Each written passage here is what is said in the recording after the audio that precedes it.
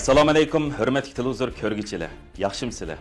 Dunyo qurultiyi to'r televiziyasining kunlik xabarlar programmasiga hammanglar xush kelibsizlar. Men Iftixor Abdurshid. Bugun chorshanba. Hurmatli ko'ruvchilar, tövəndə diqqətinizlər kunlik xabarlar programmamızın təfsilatı bo'lsin.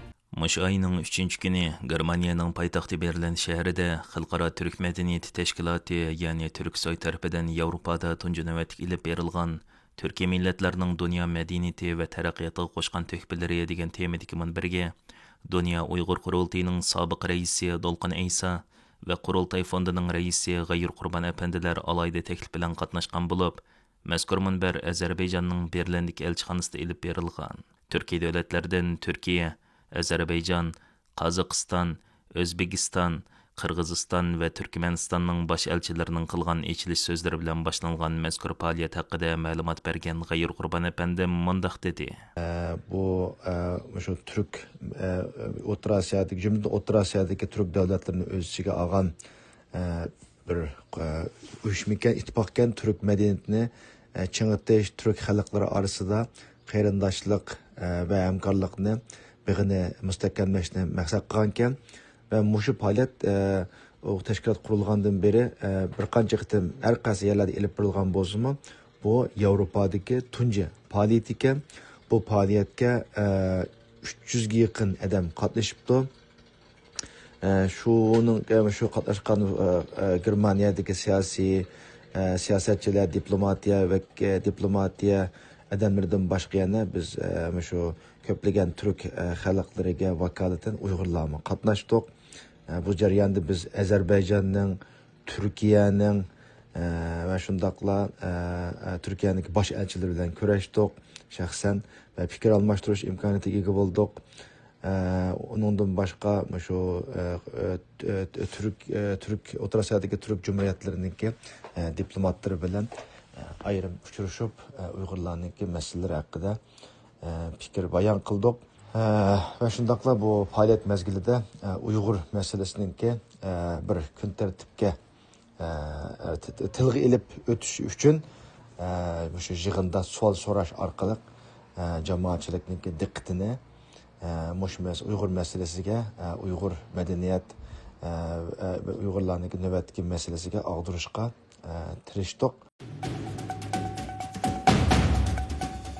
Yaqında ijtimoiy taratquv vositalarida Mashrab va Ming uyimizga keling degan temada faoliyat e'loni tarqatilgan bo'lib, ushbu e'lonni Markaziy Norvegiyadagi Uyg'ur yer fondi tarqatgan bo'lib, mazkur fondining mas'uli va Qurultay tadqiqot markazining sobiq mudiri Abduali Ayib apandining bildirishicha, avgustning 15-kunidan 17-kunigacha Norvegiyaning Bergen shahrida Uyg'ur bolalarga Uyg'ur madaniyat kursi uyushtirmoqchi ekan. Kursda 15 yoshdan 20 yoshgacha bo'lgan farzandlarga mashrab o'tkazishni, Uyg'ur adabiyot tarixini, musiqa chelishni, ming uy yasashni, raxtlarga Uyg'urcha nusxa qondirishni, sargazchilikni o'rgatmoqchi bo'lib, mazkur kursga tajribalik o'qituvchilar taklif qilingan.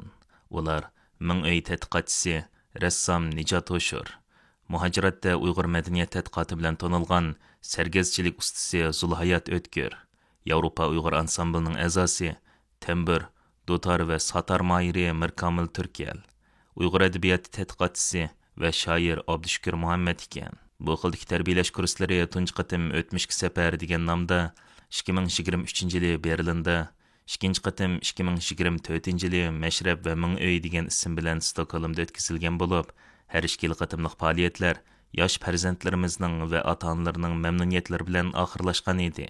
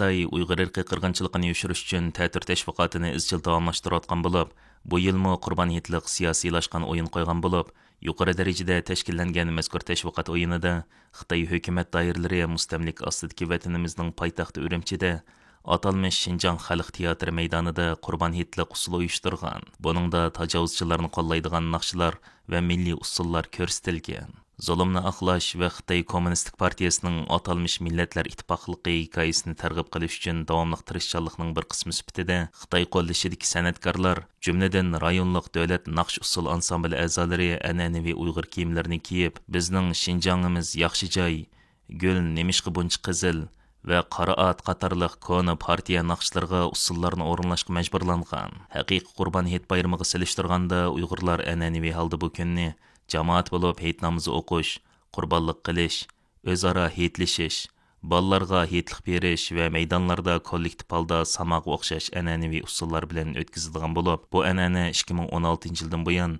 Xitoy tajovuzchilar tarafidan cheklanib kelmoqda. Hürmetli görürmenler, yuqorida diqqatingizga kunlik xabarlar programmamızning tafsilotini sundik. Keyin qitimliq sonimizgacha ko'rishgacha omon bo'lgaysizlar. Stansimizning YouTube kanaliga a'zo bo'lishni unutmang. Xayr xo'sh.